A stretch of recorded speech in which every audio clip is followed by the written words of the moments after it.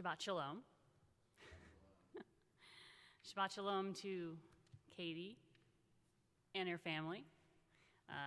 The few of you who are here, Shabbat Shalom to you. Shabbat Shalom especially to those of you watching on our live stream. It's such a weird feeling to see, like 8, 9, 10 people just, I'm not going to take it personally. I suppose if I had one message for all of you, it would be, don't listen to this Devar Torah. But I'll tell you why. The other day, a couple days ago, I was driving to one of our kosher restaurants. I was going to pick up dinner for the family, partly because, our restaurants, especially small restaurants, meaning kosher restaurants particularly, are really struggling right now. And I thought I would, help them out and throw a little business their way. And partly because, like most of you, I work predominantly from home now, as does my husband. And we have an 11-month-old baby and no childcare. So despite being home all the time, still, ironically, we don't have a lot of time to make dinner, still.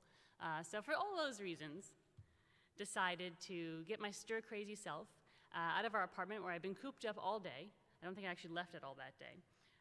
And so I called an order in for pickup, and I got the baby together, and that took a while, and we got in the car, and that took a while, and we drove over to the restaurant. It wasn't a very long drive, really just down the bayou. And as I was driving, I saw a family of 4. They were riding bikes, kind of single file, and I saw a couple with a massive dog, just huge, like a small horse, essentially.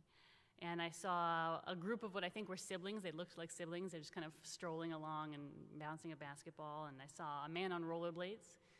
And I saw a woman jogging. I saw a lot of people jogging, actually, a lot of people running. People were being smart about it. They were keeping their distance, several feet from other groups of, different families. There weren't so many people actually at the restaurant. Actually, no one in the restaurant. No one was really parked out in front of the stores. Nobody was at work, it seems, which is as it should be, really.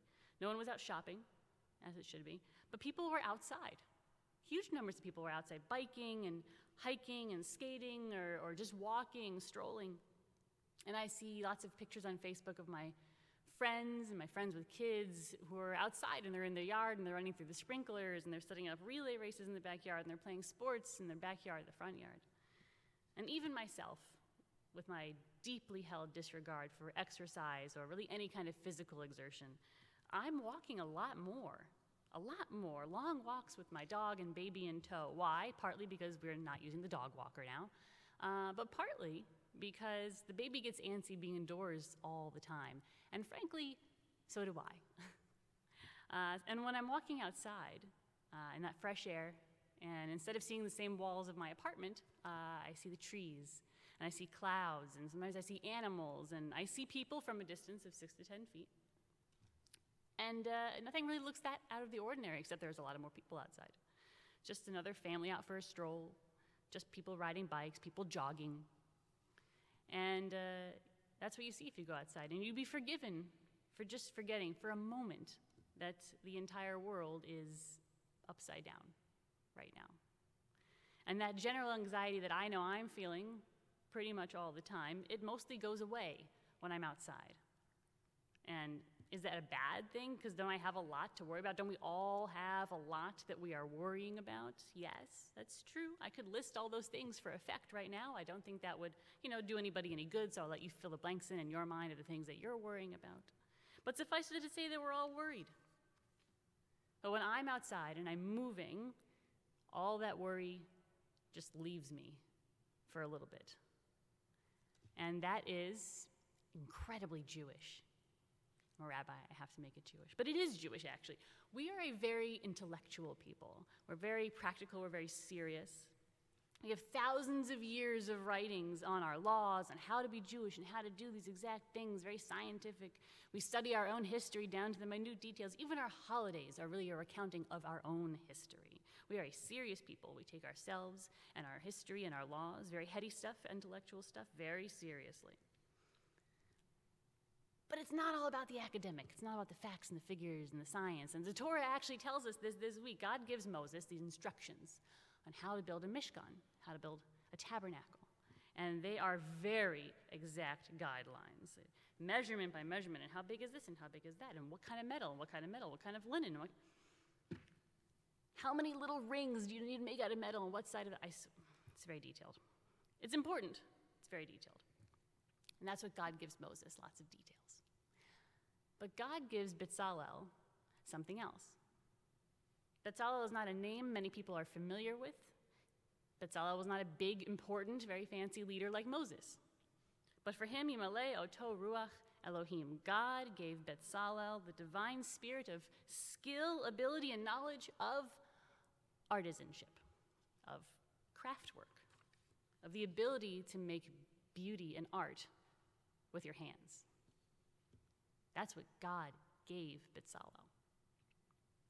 And as much as we as a people are people who value the intellectual and the academic and thinking very hard about very important things, God values, and thus we should value, beauty and art, and letting go of the very exact, very scientific, very important thoughts that worry us all the rest of the time. I'm not saying you shouldn't think about serious stuff. As I said last week, though, you can't control what you think about, and you can't control how you feel.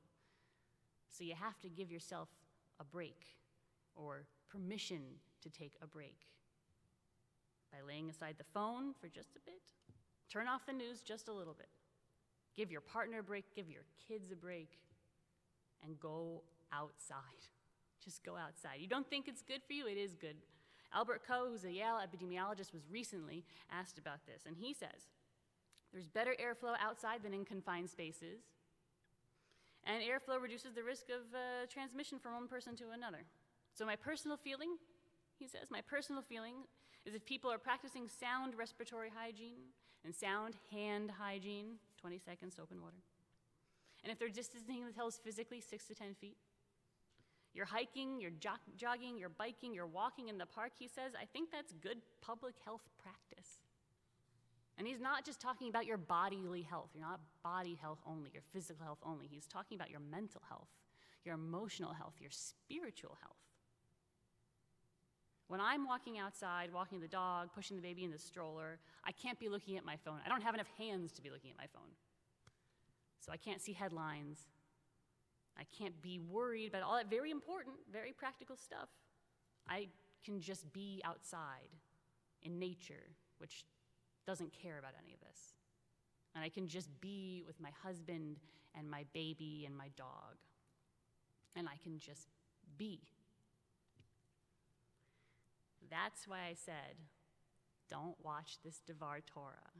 Well, let me finish. But then you should turn off your computer, your phone. You guys are stuck here a little while longer. We all need to remember to take breaks, to just enjoy being outside, enjoy seeing something that's beautiful, enjoy a moment, just a moment, without worry. Do it for your family, do it for your physical health, do it for your mental health, and do it for your soul. Shabbat Shalom. Now go outside.